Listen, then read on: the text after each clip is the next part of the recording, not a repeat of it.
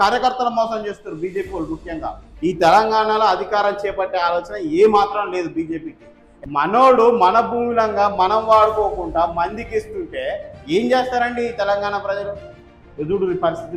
కేంద్రం చెప్తుందా మీకు నీళ్లున్నాయి వాడుకోరని, వాడు దోసుకపోతుండు మన భూభాగంగా.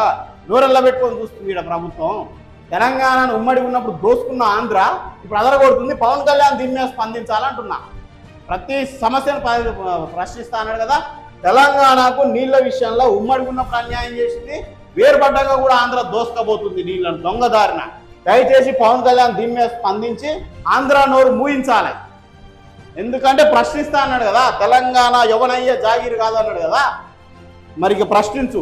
తెలంగాణను అడ్డగోలుగా దోసుకుంటున్న ఆంధ్రాను, అన్యాయంగా దోసుకుంటున్న ఆంధ్రాను, నీళ్ల దోపిడీ చేస్తున్న ఆంధ్రాను పవన్ కళ్యాణ్ ప్రశ్నించాలి.